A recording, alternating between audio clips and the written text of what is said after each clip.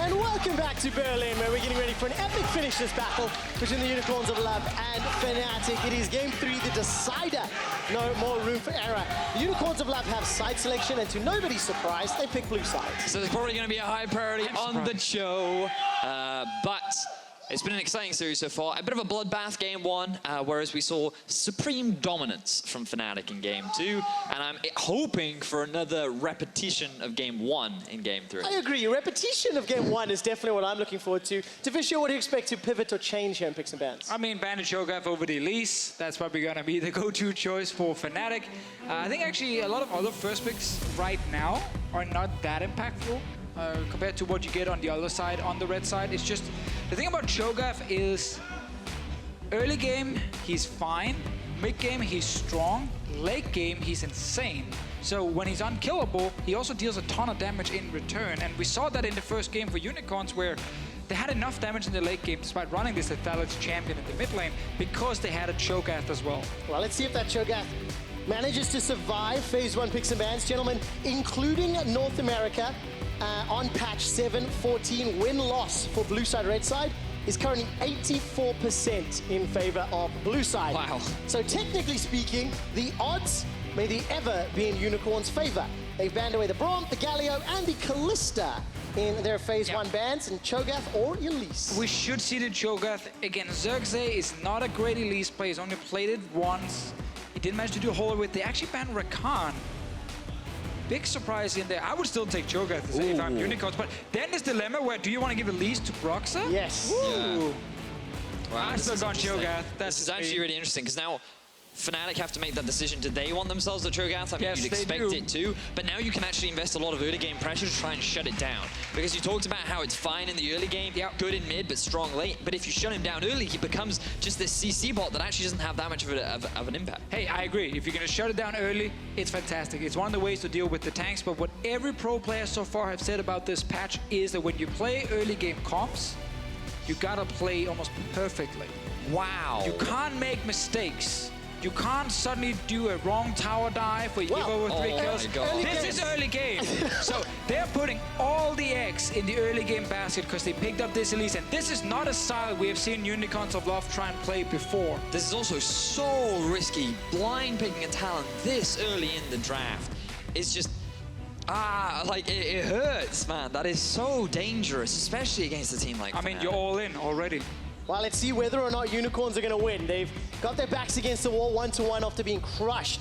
Vizicsacsi and Renekton, by the way, he's 0-2 in the summer split, and Cassio is the answer to Talon. I mean, I just want to set it up like this. The weakest early game team in the EU LCS, Unicorns of Love. They are now drafting a pure early game comp that needs to snowball early game against what's most likely going to be a lot of strong tanks on the side of Fnatic for these late game team fights. It's a change, and I actually welcome this change in the regular season from Unicorns, because this is where we get to see, have they improved in the early game? This game will show that. Well, they've got no room for error as it stands.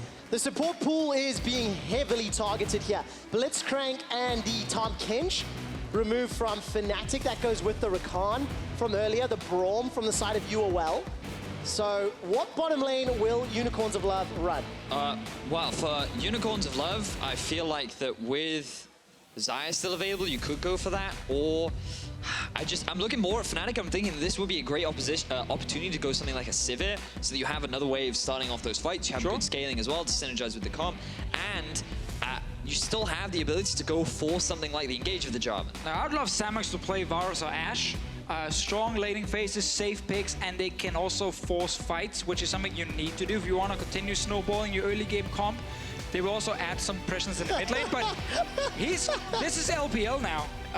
We've gone full LPL because Unicorns are picking insane early game, strong champions that can create a lot of pressure on the map in 1-3-1 and everything, and then they're drafting a scaling AD carry. Whoa. So where is Sejuani? Sejuani support? Is that a Sejuani support? Is that an Elise? No, it's got to be Sejuani support. It has to be Sejuani support. Like, I remember back in the day, was this when you were pro that it was Elise support? Like, Yeah. Elise support became meta back then, and then Riot killed it completely.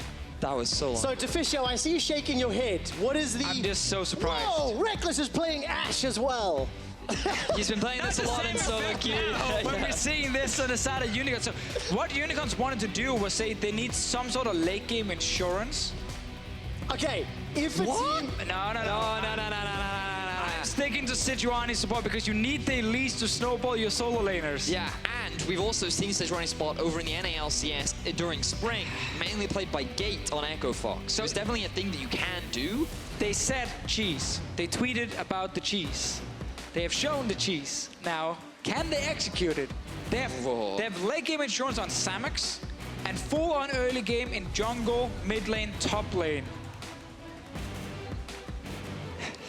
So It's a gamble, it's risky, but for Fnatic, right, okay, so let's talk about the easy comp then, Fnatic, because there's a lot to say about that, right? You have the Ashe as one form of engagement, you've got the Cho'gath jungle who can follow up on things like the Ashe arrow and the Jarvan ultimate, and you've also got great pick potential with the Thresh and the grounding from the Cassio. Super well-rounded comp, great at team fighting, and it scales very nicely into the later game. Oh, it scales into the later game if they get their chances. Undefeated Jarvan for Soaz is currently 5-0. And guys, the last time Rekkles played Ashe was in week 2 of the spring split. It has been a very long time, but he has become a meta slave, much like the rest of the ULCS. Not Unicorns. Except the Unicorns of Love. The fan crews here in the audience in Berlin getting behind the fan favorites. But they need to make believers of everyone. An Elise in the jungle, an early game set of solo laners, and a frickin' Sejuani support. And that's why the easy analysis is saying, wow, Fnatic outdrafted Unicorns. Look at all these strong meta picks they have. But when you look at a comp like Unicorns, you just have to ignore the meta part. You just have to say, okay, what is it they're trying to accomplish here? Yes. The bottom lane is probably going to be the lane that's hardest to play around in the early game, despite having CC on Sejuani. Just because, against Samux, he wants to scale, he wants time. Renekton is the easy lane to play around. Strong early game champion, fantastic with Elise to even tower dive at level 3. Like, that's kind of what we're expecting to see from them. Focus on killing Soaz, and then let Samux just farm in the bottom lane. And they might switch it around and just go bot lane and kill everyone.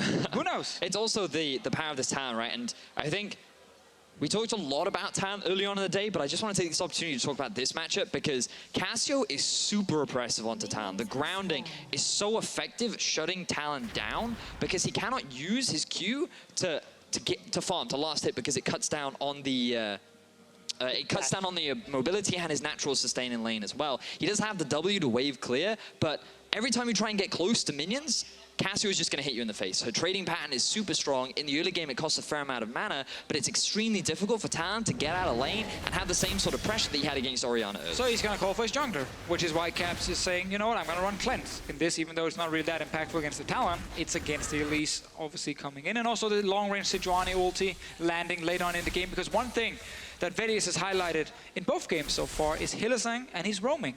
So what can happen around level 6 is this Sejuani says, screw it, I'm done with bot lane, this is boring. Go mid lane, go top lane, use the long range ulti to actually force engages in solo laners, and then you try and really snowball the game like that. We're going to see some snowballs, heavy snowballs on the side of Unicorns of Love. Solo laners cannot afford to go mid to late. Exile and Caps trading very heavily. I don't know if Caps fully was aware of that. He can win this, he can win this. Cleanse comes out, Twin Fangs available, Exile and Caps trading. I knew it! He was out of mana, he was out of mana! And Exile was just waiting for the Q reset. Early levels, it's not that long of a cooldown. Caps, the mana cost so high. So, it's confirmed that Caps cannot play against Talon. Game 1, he died when we won in another fight like this one. He wanted to show the Talon who's the boss in the mid lane. He lost that one due to a great flash. He did.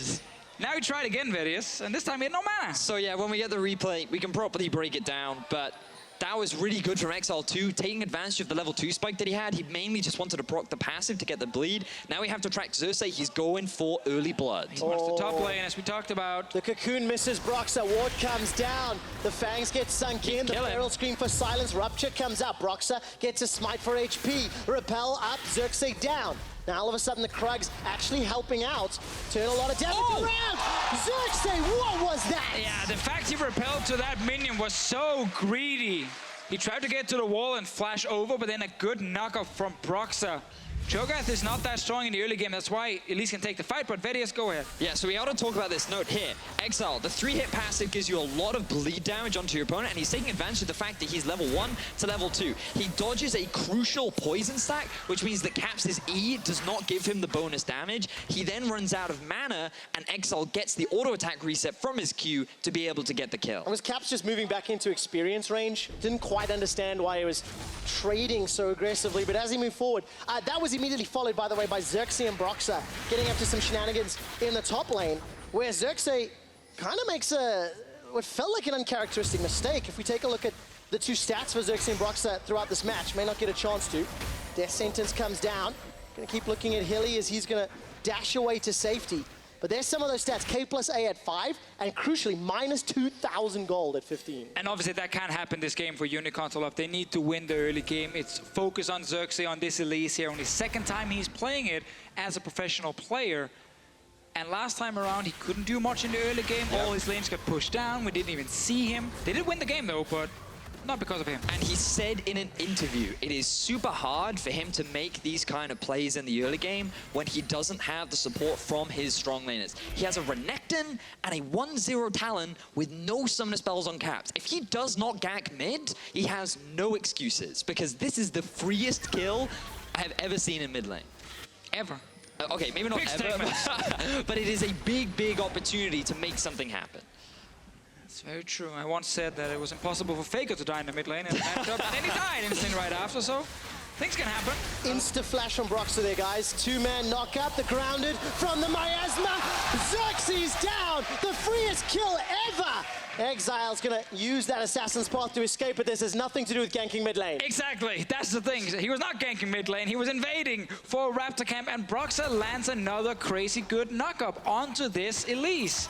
He's gonna get a kill in return. He will indeed. I don't know about that. Some damage from Exileh. Raker's come out, Nocturnal Diplomacy. Nope. Gonna get sidestepped. If Exileh can get a good combo down, the Q might just be enough. He needs mana. Broxah needs mana. So scared. He's just gonna back. Is this actually happening? Yep. Whoa. I actually think... Whoa, top.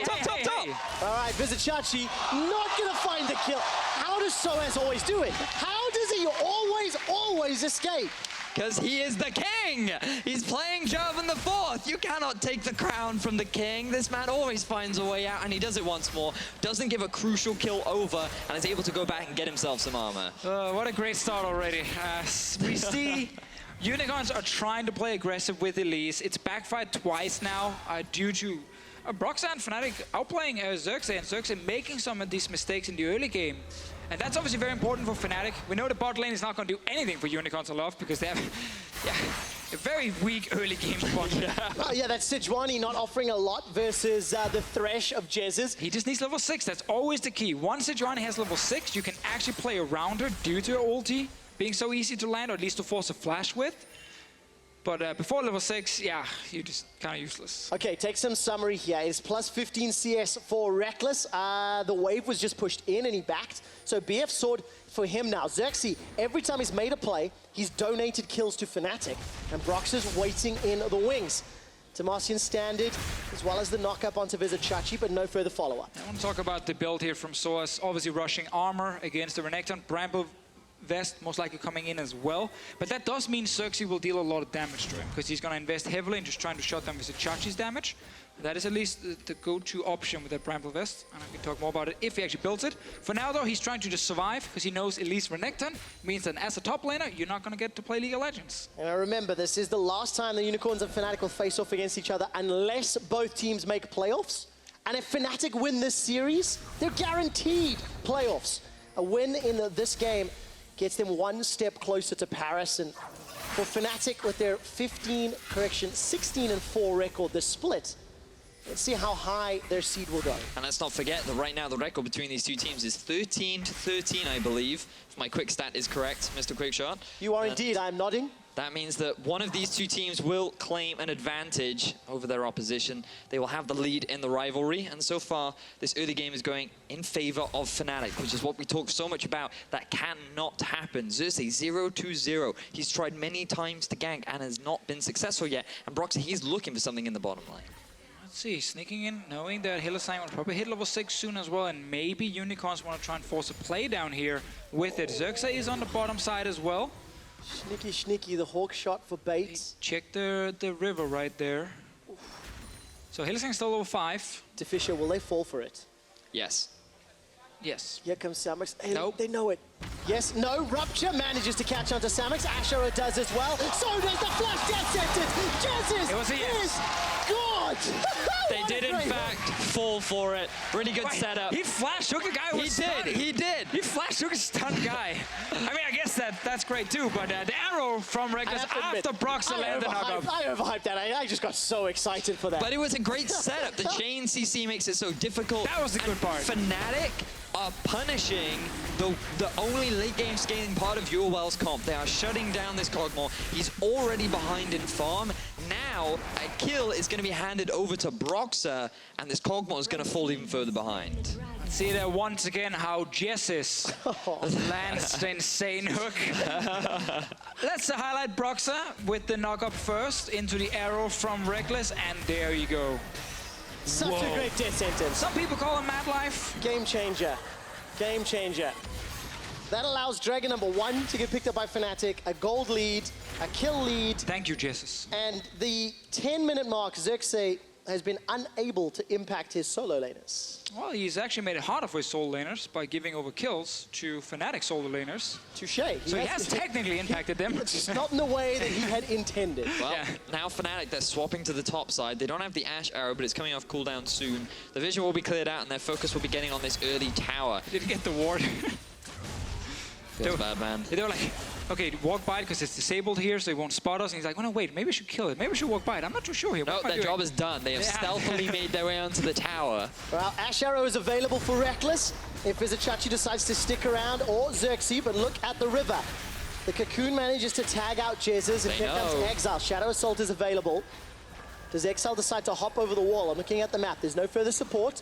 The 4v4 has been split, and Tower First Blood available here to Samux. So this is something that we've talked a lot about with regards to the Unicorns and their style and their ability to react to plays. The fact that they've sent so many members top means that Samux actually gets a lot of free damage down onto this tower. He gets some free farm, he gets a bit more experience back, and Fnatic have been slowed down at being able to take this tier 1 in the top lane, so their tempo advantage has now been taken away from them. And UOL come very close to taking that first tower. Samux, this Yeah, is but risky. the knock-up didn't manage to connect with Samux. Samux flashes over the wall. Living Artillery comes out. Samux is running into an army of minions. Here comes Chachi. Vizicsacsi. Dominus is thrown down. Flash for flash. Soaz needs his cooldowns. Will he get the standard and the flag and drag? Not even needed. The early armor from the Bramble Vest and the Ninja Tabi, making it extremely difficult for Chachi to be able to get that kill. And I was about to say how Unicorns actually got a TP advantage from this because Soaz had to TP down to the bottom lane to save the tower, but then Chachi used his TP to try and go down and actually kill Soaz during this 1v1, and obviously didn't manage to secure it. Got the flash though, and now this tower will still die bot lane. Exileh is still alive. And that was the trade that Veduis was talking about. Miasma comes down, prevents Exileh moving anywhere. Tower First Blood picked up by Fnatic. Soaz tries to defend this tower. Gets caught by some caustic spittle. All that armor gets deleted. And Chachi, by the skin of his teeth, survives. So Unicorns, they get tower and a kill on Samux, and that is important. Like, a lot of what Unicorns would like to do is strong... Oh, the arrow just missed. He went back to base. But strong early game, but then lose in the mid game if they don't get a big advantage, simply due to Fnatic with the tanks in there, and of course great damage from caps coming in. But then full late game, like we're talking 6 items, they're hoping Samux on his own can actually win them team fights. And bear in mind, the early game isn't entirely over yet. Often we consider the early game to be like, once the first item is completed, you kind of compare across the board and you evaluate who's behind and who's ahead. And right now, Unicorns of Love, they are behind as they're completing this first item. But getting this kill down onto Soaz is a big advantage for them. Soaz was just hoping to get that knock up onto Samux, but I think that he wasn't really in a position to kill him anyway. So I think it was just a bit of a greedy play there from Soaz. He didn't need to commit that hard. His tower was going to go down eventually, and Fnatic had already gotten that first one in top side anyway. Oh yeah, so with Fnatic getting the first tower, they were a step ahead when it comes to recalling instantly, rushing back down to the bottom lane for another push, and that's why they're straight onto this tower here. Chachi is here to defend. Well, where's the bowler? Gets thrown out. Glacial Prison comes out. Broxah manages to find the lantern. There was no real damage to follow up. Yes, Yeah. Vizicsacsi there, but alone. And right now, Unicorns need to understand the AD carries top lane, so they can't really get any help from him. They need to just step away from this bot lane tower, and that's what they're doing. So they will lose it, but at least now Samux gets some damage top lane. But also, Xerxe is going to be able to get himself the Rift Herald. When you have a melee assassin mid, it becomes extremely difficult to siege onto these tier 1 mid lane towers. So having that objective will allow Unicorns a better setup when trying to open up the map a little bit more, especially if Kog'Maw can take this tier 1 in the top lane down. Yeah, good trade again for Unicorns of Love. Trying to get enough gold in this early game to then start getting some fights before we get into that, 25-30 minute mark where the Fnatic comp with the big tanks becomes really difficult to deal with until again we go full late game and Samux can start dealing proper damage. But that's a long time till we hit that point. So it's about still Exileh, Xerxe, and Vizicsacsi. Well, Exile's got himself that Duskblade Drakthar. Caps decided to go Roa and Tia again. A little bit late on the armor, much like his Orianna in game 1. We'll see whether or not that comes back to hurt him at all. It's an even game at 15 minutes. 2 towers to 2, even on gold. Yeah, there's a kill and a dragon on the side of Fnatic, but it's not a game changer yet, as UOL have been able to contain further damage from Xerxe. He's not gone for risky invades, giving away any further kills since that early lane. But what Fnatic did do is effectively shut down what Elise is famous for and why she's so regularly banned away. The fact that she is this early game super powerhouse, and Cho'gath is the one at 1, 0, and 2 and has already completed his Cinderhulk well on his way to becoming that full tank terror, is really the biggest concern that you have for the Unicorns of Love. So they need to start making things happen. Hylissang is now grouped up mid. Where's the rest of the team? We want to see them make a fight. All right, Caps needs to get to this lantern. Can he find the target? Uses the cleanse. Death Sentence slows down Samux's damage on the back end. Petrifying Gaze is fantastic. Caps manages to escape. Not enough, though. A feral scream comes out. That will silence down Exile. Feast is on cooldown. Not even needed. Down on the remainder of the fight. Now all of a sudden UOL running for their lives. Jesiz 8 seconds before Death Sentence is available. Rupture finds nobody. Soaz is top lane right now. TP is ready, but he just wanted to push the lane all the way down, trying to deny as much CS as possible. Let's see if he wants to fight Chachi. I mean, why not? Well, he manages to get a couple of shots down with the passive. Not going to interrupt. The Ashe comes flying. That tags Chachi. Max range, max stun. Flash from Hylissang buys some time as Chachi's able to escape the Dominus for a few seconds extra. Ooh, just staying alive in the end here. Soaz did not manage to get that 1 kill. Camp's also in the mid lane. He wanted to make sure it was as hard as possible for him to escape anything. Couldn't take the lantern, said no. Cleansing, flashing around. Traded 1 for 1 in the end. Hey, it looked really cool, though. It did. Sometimes clicking the lantern is okay as well. He still died, though, but they were able to get a return kill onto Exile. Now level 11, completed the Duskblade. I don't think this is safe. Well, teleport actually completes a Vizicsacsi. Death Sentence as well. Silenced and poisoned. I think you're right. Caps easily picks up a kill onto the unsafe TP. When you TP in, you know where they're going to land. Usually it's behind that tower, so when the root comes down, you no longer have the dashes, you don't have the flash. Easy hook follow-up from Jesiz. And that's another kill going over to Fnatic. And again, this risky early game path. The hook and the knock-up. Samux brings in Caps and the Twin Fangs plus Rekkles for another kill. And we're getting to that point now where Fnatic's composition, the tanks become harder to kill. The Cassiopeia and Ashe will start having some damage to deal. And Unicorns of Love, the AD carry's not there yet. He needs time. And Unicorns of Love solo laners who needed to snowball the early game have not really done that. Oh, here come Fnatic. I think the faithful will be happy. The silence, the Ashe arrow, and the stun. Fnatic get their 7th kill of the game, their 3rd tower, and a 3,000 gold lead. Petrifying Gaze catches out Xerxe. He's silenced, grounded, can't get anywhere. Caps goes down to Exile. That's at least something for UOL. Vizicsacsi gets another onto Jesiz. Rekkles, Broxah, and Soaz going to back away. UOL at least find a few kills. So, I mean, there is a slight bright side for the Unicorns of Love in the fact that they could get themselves 2 kills. Both Chachi and Exile played that fight pretty well, but the damage has already been done. The tower ends up going down, and the fact that they're able to only lose their support here is actually not that bad. They do lose the mid lane tower as well, but then UOL, they feel confident enough to go for the re-engage. And we're seeing another game here where Cho'gath is so impactful in just landing good CC, having enough damage as well to apply. This is a turnaround, good stun from Caps, but also we see, of course, Exile understanding, okay, this guy's going to die with the last dot taking down, and Chachi Beautiful moves on the Renekton. Sadly though, before this, they've already lost that tower. And I loved hearing you talk yesterday, Deficio, about how Thank you Maokai, very much. as a Maokai as a champion, it's really hard to miss stuff, right? Yes. And I feel like when you look at Cho'gath, it's slightly harder, but he's very similar in that the only hard skill to land is really his Q.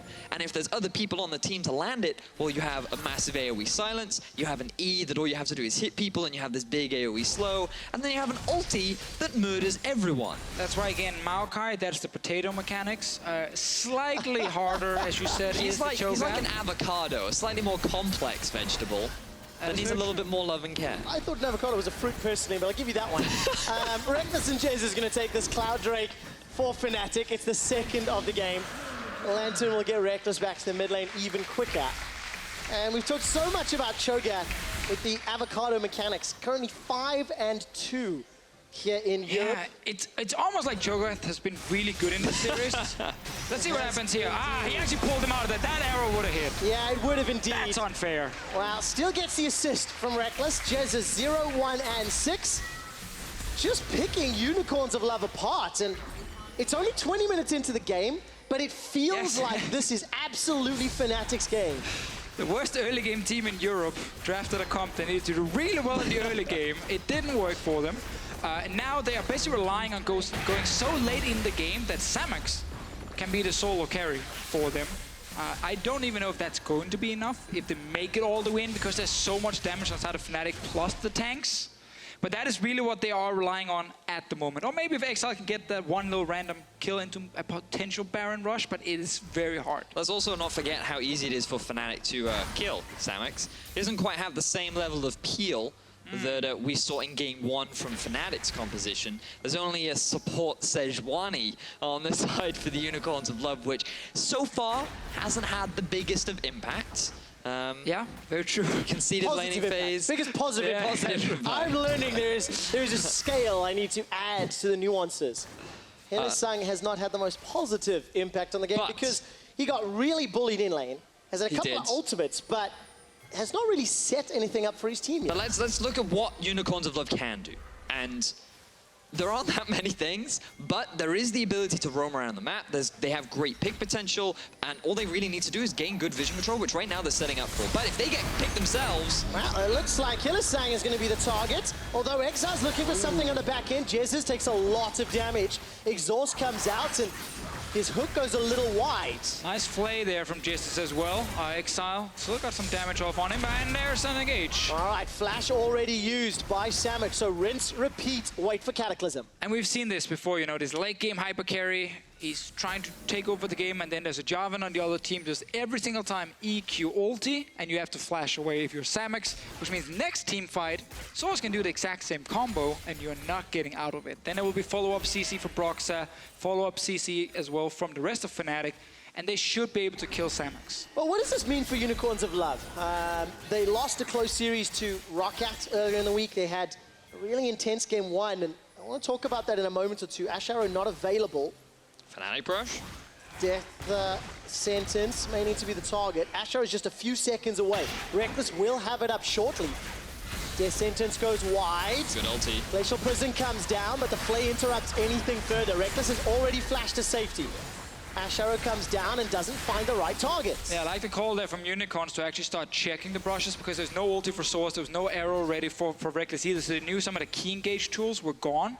I mean, they could actually stay forward, but they're ready very soon. Well, and they jump over the wall once again. Jez's defensive flash out. Arctic Assault by some time for Hylissang to escape. And Fnatic, they maintain a 3,500 gold lead, but Cataclysm is up for Soaz in a moment or two. Rupture not going to get Run, Samux, run! Soaz looks for the dunk, manages to get it, manages to pick up the solo kill.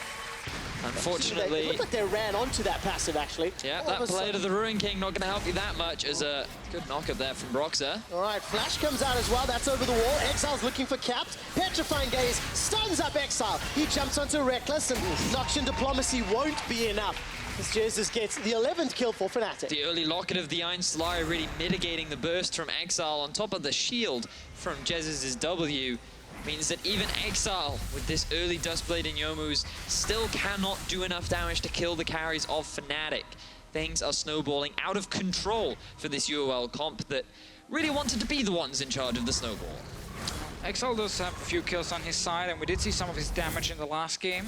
Sorry, in game 1. But as we talked about, Samux, once he loses his flash in the previous fight, hard to get away. Tried because Soaz had no ulti until now. And then, yeah, you're not really getting out.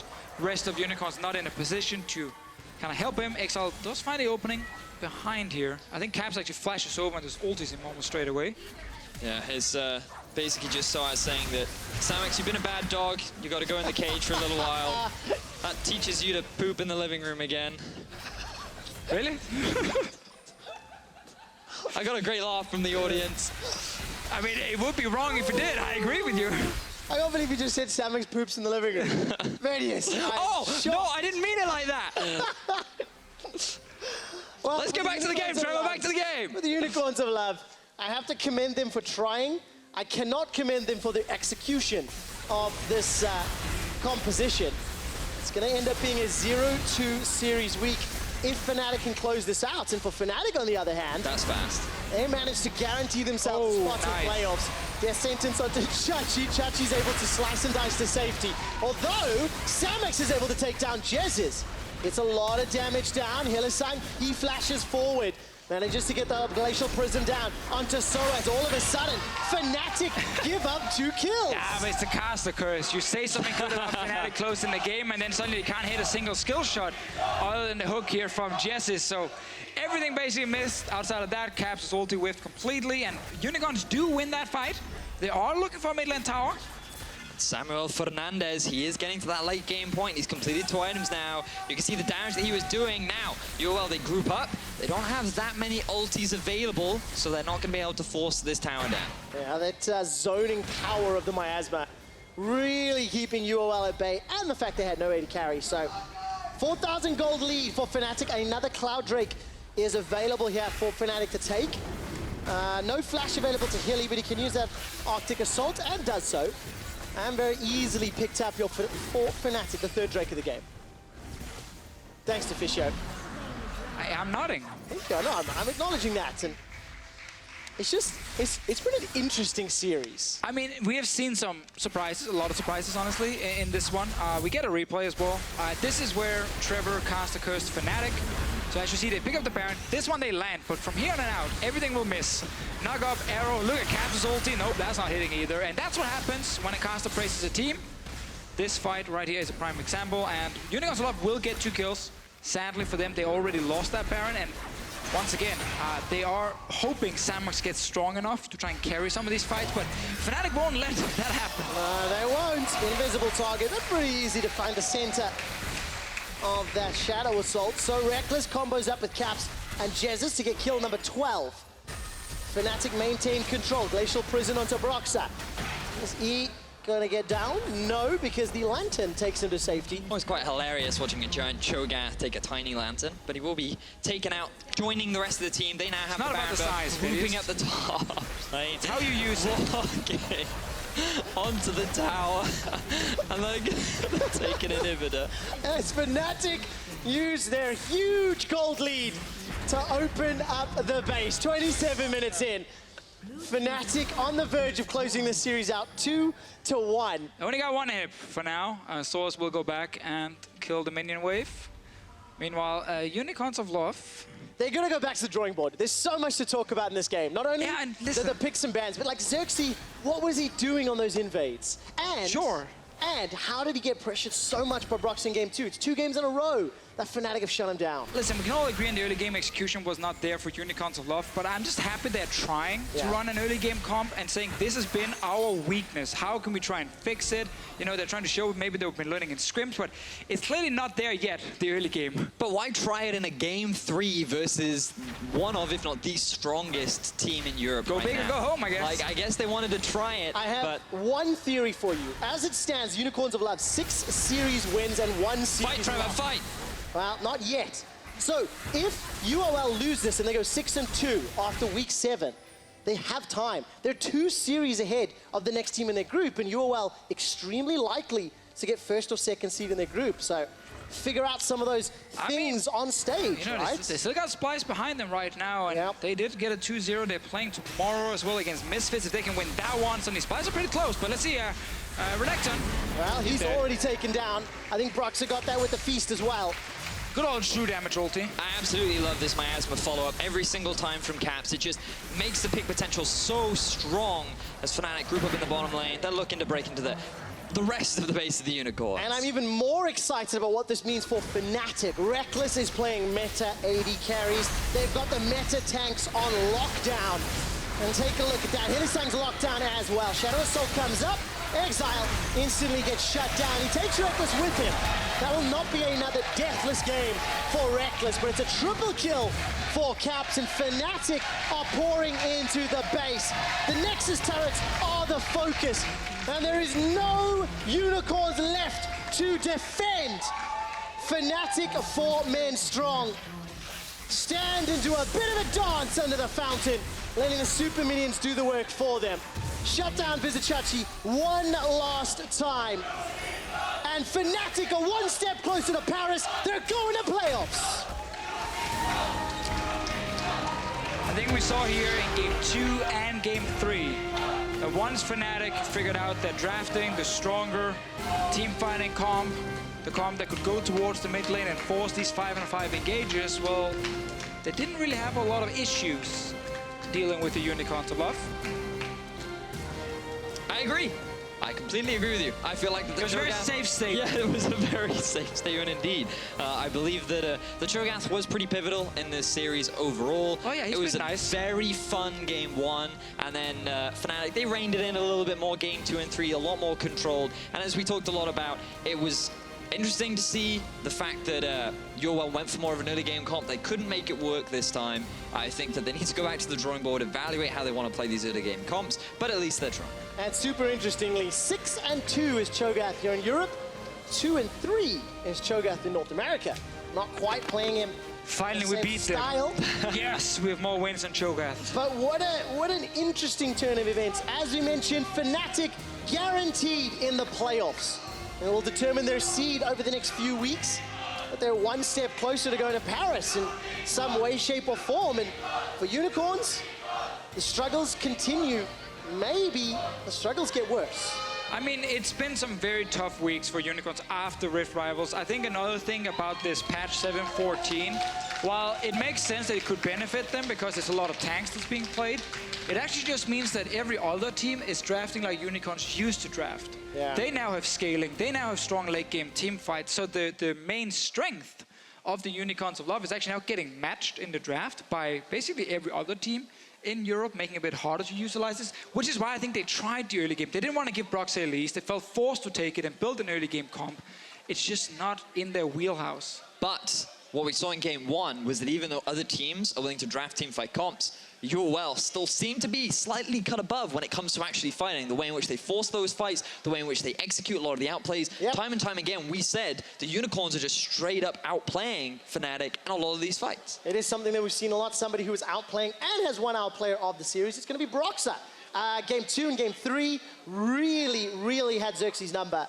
Game 2 was a lot more aggressive in Xerxe jungle, and then Game 3 responding to Xerxe's invades. But phenomenal performance in Broxah, very quickly becoming one of, if not, Europe's best jungler. Exactly, and it's been a fantastic split for him so far. He only joined halfway through the spring split. He's still extremely young as a player, so it's great to see him again adapt also with the metas now. It's not just about him playing Elise and Lee Sin, it's actually about him playing tanks now and being successful on it. Yeah, and dramatic shots there, Broxah. We love the dramatic shots. Oh, we do indeed. I want to show gameplay here. Especially when Broxah's playing so well, 13-3-30. So Fnatic, they go 2-0 in the week. They guarantee themselves that spots in playoffs. But what does it mean when we see them playing like meta, like super meta, and doing it well in the space of a week to a week and a half? Well, it's really good for Europe. That's what it is. The fact that Fnatic are adapting to what's very strong in the meta right now, the fact that they are challenging the other top teams in Europe, and the fact that they've now taken down G2, H2K, and Unicorns of Love means that they can make a pretty strong argument for saying that they are the strongest team in Europe right now. I'm looking at week 10.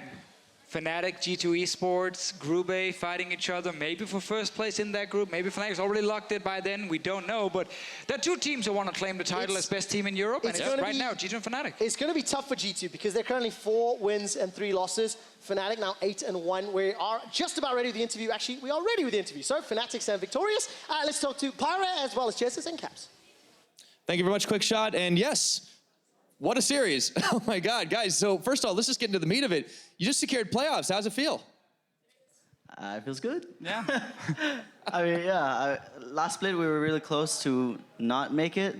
But yeah, this split has been a bit of a stump, I guess. But we had the Rift Rivals thing and we really figured out our weakness and we got really punished. So even though this split has been, we have a really good record, it still doesn't feel, it feels like we've still been working really hard to get here and to be where we are this week or last week in terms of changing style and stuff like that. So yeah. So you guys have definitely been able to show some adaptation. And do you feel like Rift Rivals was something that you absolutely had to have happen, or this was going to slap you in the face later this year? I think it's pretty good for us that the Rift Rival happens because we learned a lot from it. At least I learned a lot from it, and I'm pretty sure all of my teammates learned a lot from it as well.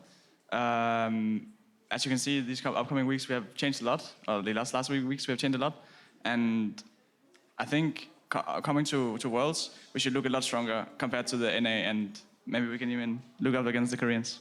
There we go. All right. Well, I want to zero in on this game too, because speaking of experience and learning some things, I feel like you learned a lot about playing against Talon. Do you want to talk to me about that?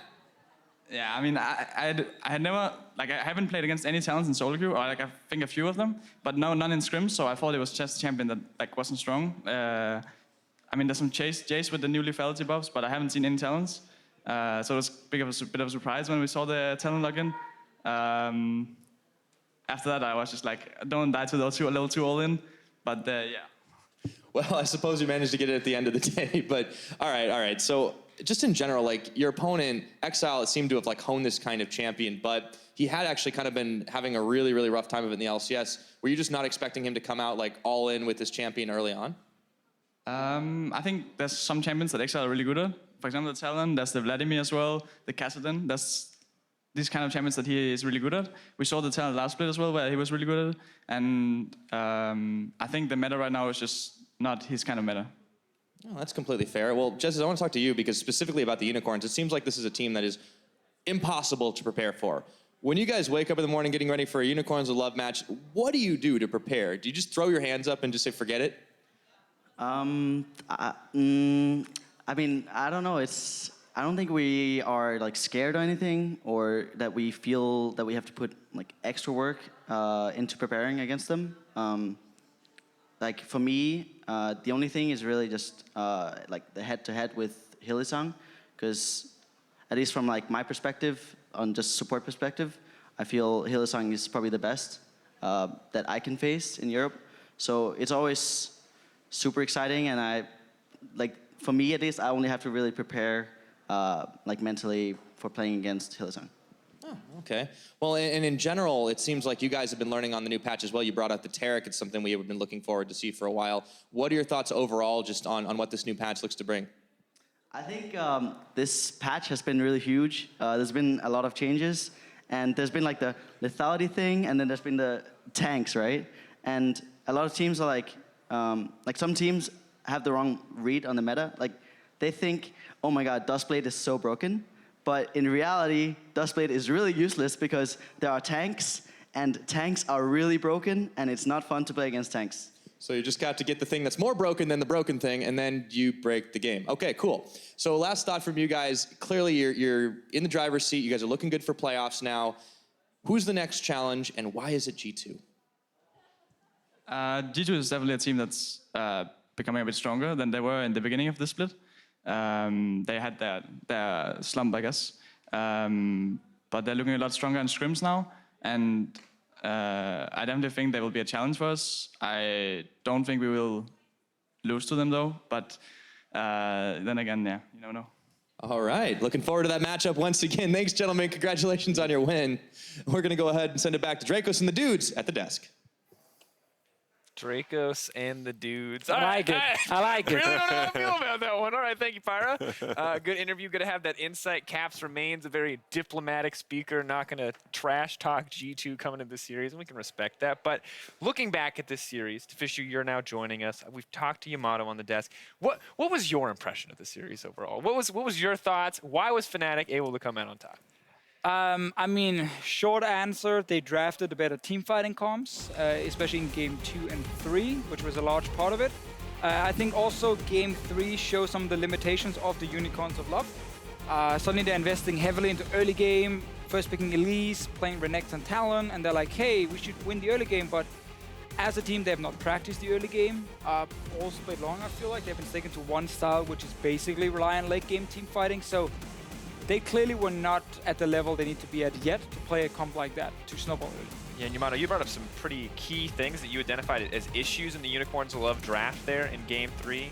I think like draft-wise, they definitely could have solved it. I think picking Elise and trading it for Cho'gath is definitely something you can do, because Elise can punish Cho'gath early in the jungle, and also if Cho'gath's up top lane, his weakness is getting ganked, right? Because he's auto-pushing, and that is very, very hard to do against an Elise. But then they pick Talon and Renekton in the same rotation, instead of just picking a Tahm Kench to counter the Thresh, get a pick later on into mid, and then all of a sudden you have a composition going for you. But you just put all your baskets or your eggs in one basket, and you just create this hole for yourself in the baskets. Everything is falling out already in draft. Yeah, there was almost too much cheese coming in with the Sejuani, because It's falling out of the basket. We're mixing our metaphor. cheese falling out, you know. No so bread. It's a basket for eggs. You're not supposed to put cheese that in was the there. problem. They put cheese in the egg basket, and then everything went wrong. See? Don't do that at home, kids. On the other hand, Fnatic, I feel like, have consistently looked like a top team in the LCS. I think we took that away from them just a little bit when we saw EU fail so decidedly.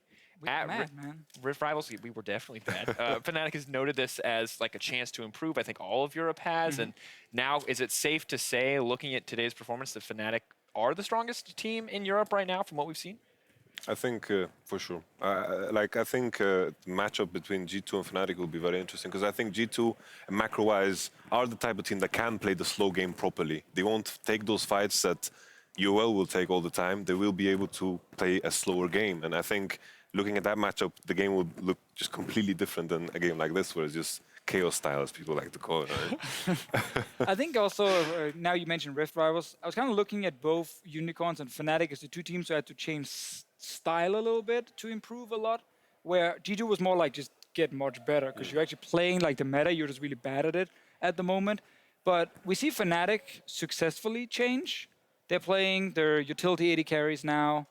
They're not playing just pure 1-3-1 split push as we used to see, and they've been successful with it, at least the last 2 series we have seen. Good team fights coming in. Broxah doing really well on tanks as well in the jungle. Unicorns is a team we've not really seen their successful adaptation. They lost to Rocket and now lost to Fnatic as well. They might need more time before they get used to not relying purely on the late game. Definitely fair. Now, earlier today, we already brought up G2, YamatoCannon. You went up against them, you and your boys on Vitality. Did not go well. What went wrong for you guys in that series? Why do you think G2 was able to I think even in game 1, I felt like G2 was the better team. I think our draft was definitely stronger in game 1 and 2, and that was very evident in the Maokai and the Cho'gath rolling all over the place. But G2 as a team is very good at taking macro decisions. They're always at the right place at the right time. They are very good at farming very efficiently. I mentioned this earlier, looking at UOL and Fnatic. The thing that they don't do is farm efficiently when they have these compositions that scale into the game. They take fights they don't have to do, and G2 as a team, they know their win condition, they play to it, and they are willing to play a slower game. Would you agree with the statement that drafting, you know, maybe the game 3 comp here with the AP Cannon and the Jesiz, it's very hard to execute, and for a team like Vitality, who by no means are the macro gods or, you know, have the greatest clean games, maybe it's too difficult to execute against a team like G2? So what happens when you play a comp like we did in game 3 is when you fall behind, you don't have as much as a reliable engage like a Jarvan IV or something that can just put you back in the game because you're the one in the driver's seat at all times. When you are behind on a composition that relies on range, you fall short. You need to make use that you use your range to get priority on waves, and then you force the enemy to engage on you with this wave, like a range advantage that you got going. But in a scenario where the enemy team is ahead, they're going to have priority, and you have to face check them with a Jace, with a Twitch, and a Lulu. Good luck with that. You're just gonna get, it's like a meat grinder. Just get in there. Yeah, it was a little rough there. Definitely did not feel like at Steelbag at any point as a Twitch could set up anywhere, especially against these new tanks. So definitely can see the vulnerabilities in that draft if there ever is that lead. But looking at the final series today, Fnatic have now secured a spot in the summer playoffs. And as we look at the standings, I think things very different from what we saw last season to a certain degree. H2K now finally able to match Unicorns of Love, where Unicorns of Love were previously decisively ahead. And Fnatic, I think, at the start of the season, we would not have predicted them to be our #1 team in Group A. I mean, everyone looked at G2 after MSI and said, okay, surely they're going to come back to Europe, be the #1 team, but there were breaks in there. There was a slump, definitely. A lot of things they had to figure out as a team, which is why they're sitting, 6-3. But we can't take anything away from Fnatic. They've been looking very good, and when you're only losing one series so far, you deserve to sit at #1, and they have been better overall than G2 Esports as well. Definitely has been the case. Some very rough weeks for G2. I want to look back at Vitality. We talked earlier, off air about how the team seems to be meshing really well together, and we can see you guys improving on stage week to week. What is the goal for the team right now, looking out through the rest of the summer split? Looking at our group, it's very tough for us to reach playoffs. It would mean that we would have to beat everyone pretty much, and then hope for some losses here and there for Splice, and maybe, I don't know, UOL or H2K if they just lose every game. It's very, very difficult, right? It's hard to imagine us winning 4 games straight up, and right now our goal is just to leave the split without having any regrets. So that means we put in the effort daily. We set daily goals. We just try to improve, keeping it simple. And at the end of the split, the only thing that I want is to say, oh, we did our best and this is the outcome. And we're fine with that. I'm just happy that in Group B, we actually still have a lot of fights for playoff spots, because while you're saying obviously you guys need to win a lot of games, like Splice are playing tomorrow against Misfits. If that's a loss for Splice, they're only 2 wins ahead technically. You do have a head-to-head game against them as well, so there is the chance that Vitality can still catch it, but also just then the rankings for first, second, and third. I feel like last split very quickly it was kind of locked in that H2K or Unicorns would get first place in that group. Splice are only 1 win behind, so again, if they are picking up the wins, they can actually challenge a slumping Unicorns of Love and maybe overtake them in the standings. Yeah, very, very different this split. Even actually slumping, it's not slumping, but H2K as well, who's been losing some games here and there. And yeah, inconsistent H2K is so frequently the story. So this week, gentlemen, you may have noticed, a lot of people were very excited about Lethality because they were getting stomped by it in solo queue. Turns out it's all about tanks, so we're going to talk about tanks because no one cares about Duskblade when you can't kill a 5k health Cho'gath. So we'll look at it. These games have been insane. Cho'gath change, obviously, I think the most notable one among a lot of these tanks, but why is the tank meta so huge? Like, what was the change in patch 7.14 that really made it so that every game we see at least 2 of these tanks? Well, that's like the funny part about it. Like 7.14, Cho'gath got buffed, but in reality, tanks have been OP for a long time. They're like sleeper OP. We saw the Sejuani back in Korea at 7.13, and people just realized when Cho'gath was being played that, holy moly, we can just pick a bunch of tanks and use all these items that have been buffed like chain across buffed these of like 4 patches. Righteous Glory, Gargo Stoneplay, we got Warmog's armor, it's just a buffet. As well. Yeah, Cinderhawk. Start of the split was like a lot of tank top laners, right? And then it was like, okay, Cinderhawk got buffed on 7.13, so that was even better now. Actually, there was a Stoneborn Pact. Stormborn Pact. Stormborn Pact that was actually changed coming into the split with 5% HP as well that you can pair with the Cinderhawk on things like Cho'gath.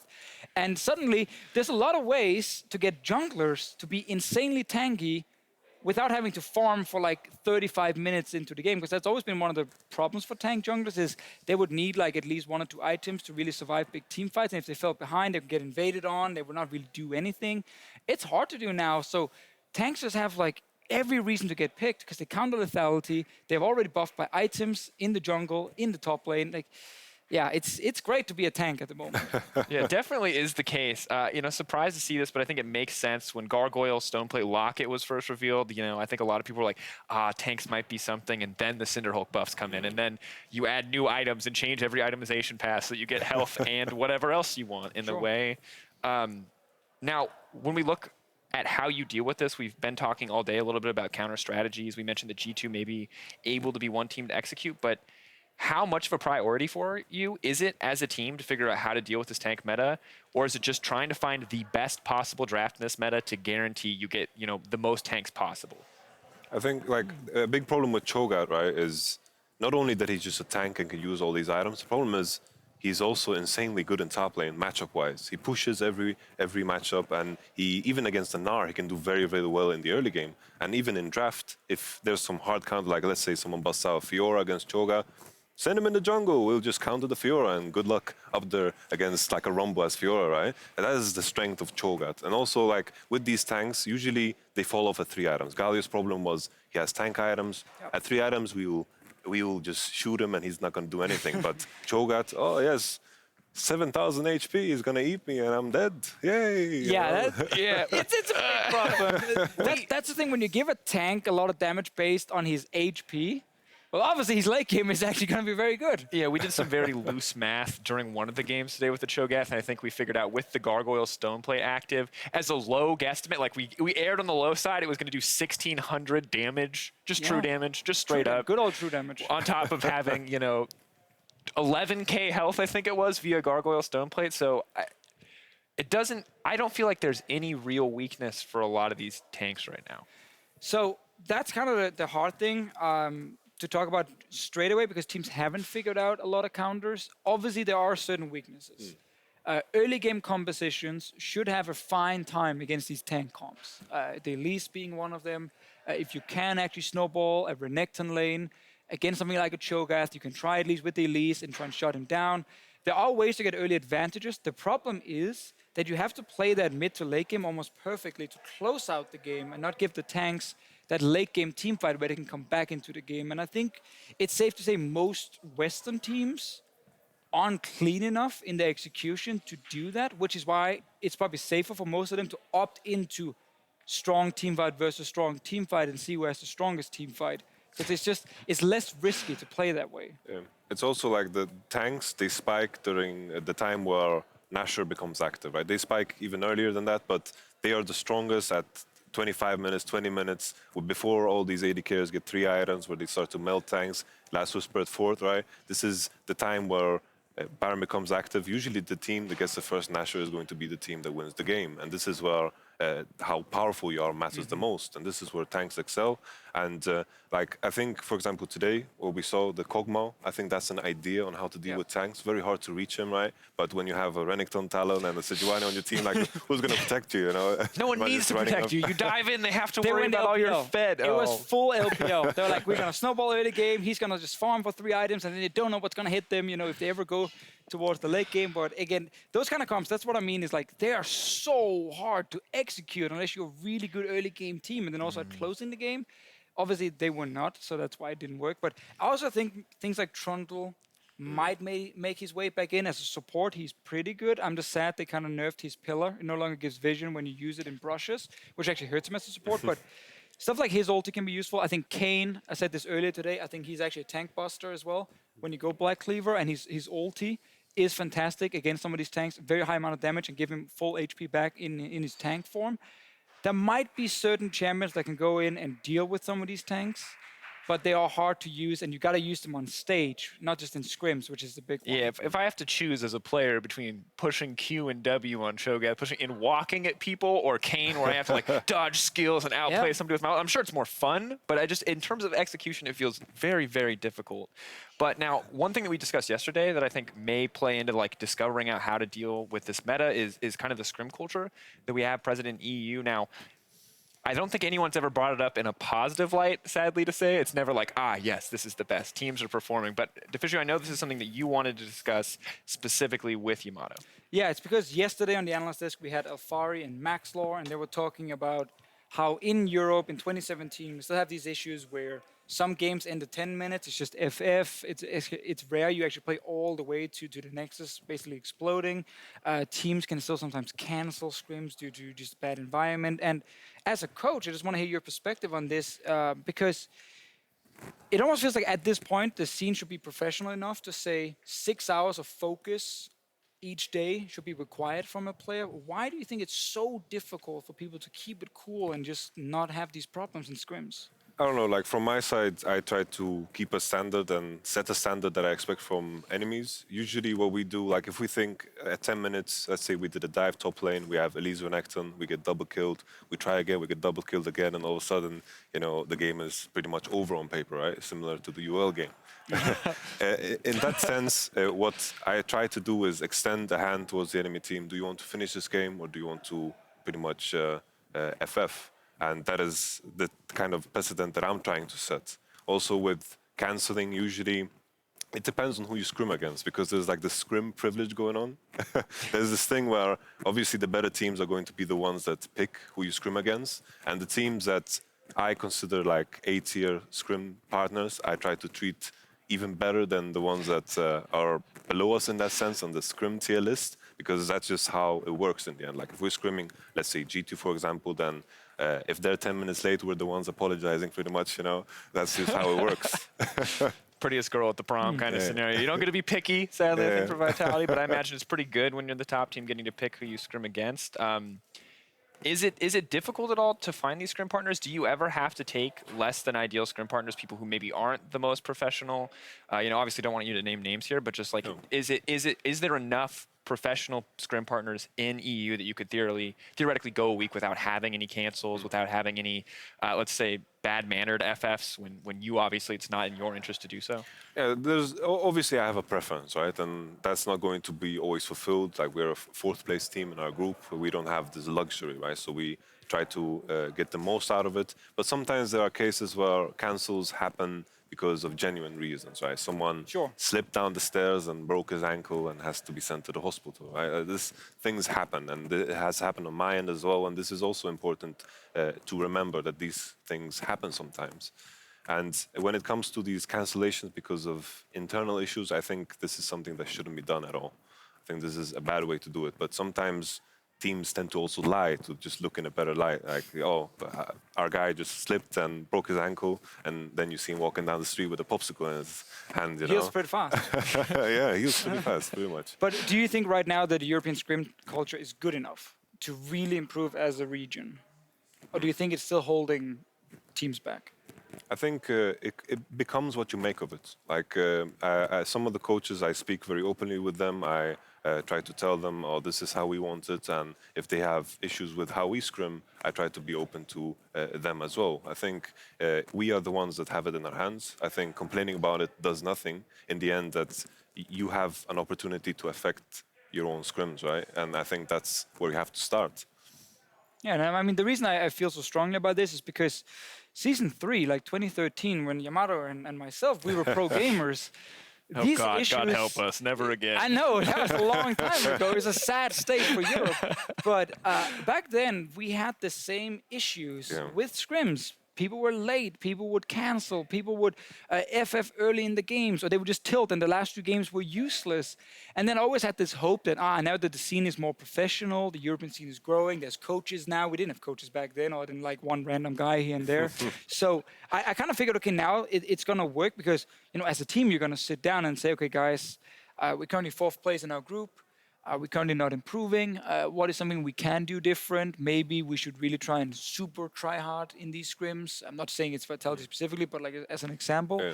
And then they set an example maybe for other teams, and everyone kind of realizes, oh yeah, this is our job. You know, the best way to improve is through the practice, and that is by being try hard in this practice. I understand it can be difficult sometimes to keep the focus, but that should be obviously the mindset for professional players. It's something we hear about the LCK teams all the time, how they are able to get more out of their scrims than other regions. I'm curious, very often when we bring this up, there's often a discussion where we bring it back to sports like football, to other more traditional things. And why is it that they're able to, at least from my knowledge of practices, able to have more professional practices more reliably, even when they are, you know, scrimmaging in off-season, than we are as League of Legends players or any other esport?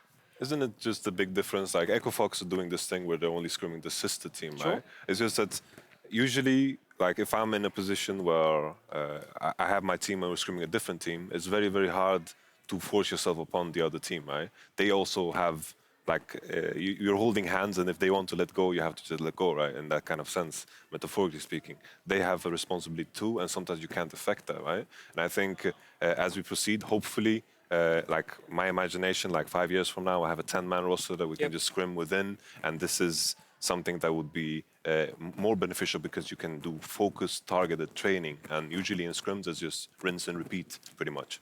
I think a large part in professional sport is also the competition for your spot, your starting spot, being it, American sports or Europeans. Like, these professional players have gone from a young age, they've been some of the best, they've constantly had to train and work really hard to maintain that level. That has then moved into them being a young player on a new team, being it in the NFL or whatever, Premier League, Champions League, these kind of things in football where you want to perform against the best. Because if you don't perform, there's another guy right behind you who's going to take your spot. And I think in League of Legends, I'm just talking Europe right now, very few teams have subs that they can utilize. There is basically no pressure right now on a player to always perform in practice. Because what is Yamato going to do right now? Is he going to threaten to just kick the guy straight away and just find a random solo queue player and bring him in? That might happen at some point, but it doesn't happen quickly. So you have a lot of time where there can actually be people feeling like they can't really get touched in their position. And I think the 10-man roster is a good thing because then suddenly you can be like, yeah, if you're not taking this game seriously, we have a sub mid laner who can play the next 3 games. And this guy might actually take it super serious to win the starting spot. And suddenly you have way more competition. So you can actually start enforcing people to really show up in every practice game to make sure they are the starting player on that lineup. And that might be what's required. There needs to be more pressure on people to constantly perform for them to take it seriously in every single practice game. Do you think that's fair to say? I think, it's been said a lot that fear is the strongest motivator, right? And I think it speaks a lot also in this case that if you actually care about what you have, an opportunity, and you have a bunch of people lining up behind you, then you will do everything you can to seize it. Otherwise, you just get pushed away and moved on, right? It's the similar situation like SKT have the thing going on where they just, whenever a player doesn't seem to be on par, I don't know what's going on in SKT, right? But I'm just imagining. This is how they have subs, they use their subs very aggressively. They just get in there, you're not going to play for 3 weeks because this is what he's better than you right now, and this is motivating, right? Yeah, exactly. There's a bunch of guys in solo queue who's coming up who might also take your spot. We know a lot of the LCK teams have some of these like training lineups. Basically, it's one of the ways Huni got discovered back in the day, where he was on SKT's training lineup, and he was obviously trying to show his best every single time, so that SKT would put him in the starting lineup.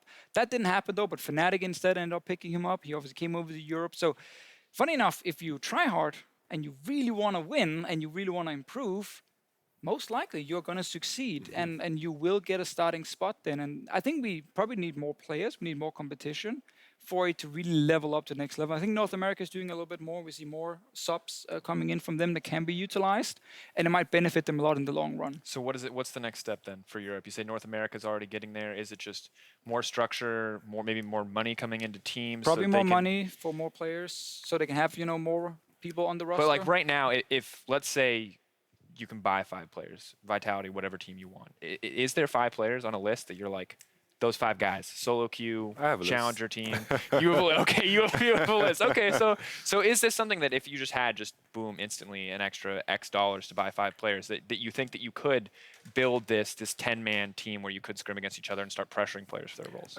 I think the main thing is that right now, acquiring a player always comes with risks, right? You acquire a player, he has a personality, you don't know, let's say he never played in the competitive team before, he's playing well in solo, it's always a risk, there's a lot of question marks, right? And I think what Europe can do to move further and remove these question marks is we just need more competition.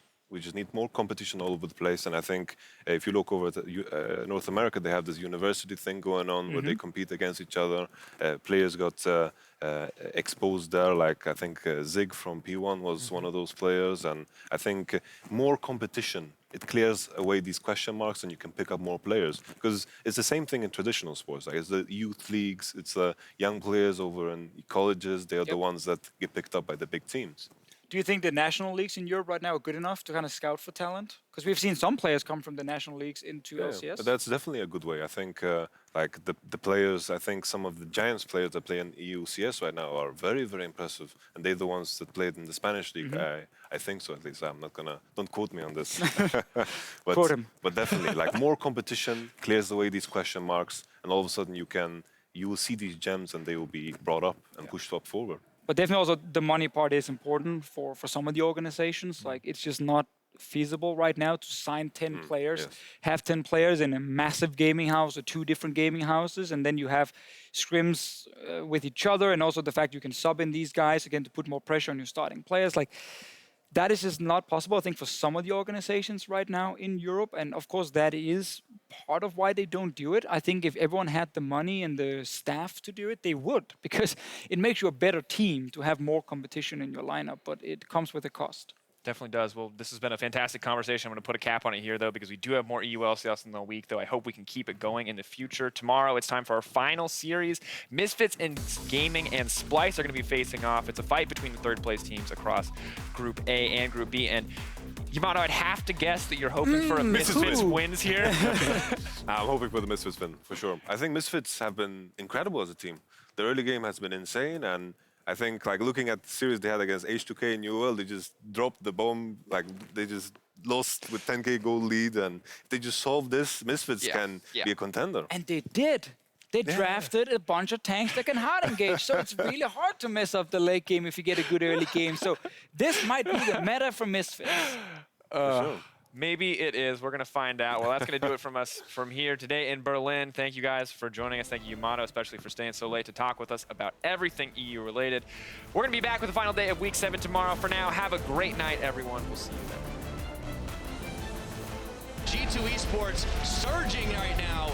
Looking to take down Team Vitality, who need to pick up all the points they can to want to stay competitive for playoffs. But we are on to Summoner's Rift for Game 1. Here we go. Fen gets the heal. Ashe comes out and it nails Fen in the back of the head. And there will be no dark passage as Steelback sends him all the way back to Fountain. 2K. There's 2K. Nice! Danny steals it away, and Shrek with the godlike to take it away. And he gets caught up at the end on the roof, and he's taken down by Steelback. Nice. This is gonna be one hell of a series. GG Vitality. Fate's Call is gonna pull him back in, but Steelback, he gets caught right under the tower right now, and left for dead. Expect is able to finish him off. Oi, oi! Let's go! G2 picking themselves up the victory to equalize the series. Right back out, Meganar coming in soon, but Joko, he's gonna be in some trouble. There goes the big Gnar against the wall, and it's Sven that gets the kill. I'm smurfing. We're gonna have an explosive finish all the same. It's Sven picking up his opposite number. Steelback falling first as Koboshard right after. That's a double kill for the Trist. It was a rough ride at Rift Rivals for this G2 squad. But a few weeks later, they're on a roll. Oh! Talon! Caps is now running for his life. Exile's looking to trade with the rake, the flash, the tank, the smash. Exile gets it. Rekkles hopping, skipping, and jumping in the front line. He gets charmed up by the quickness and knocks down.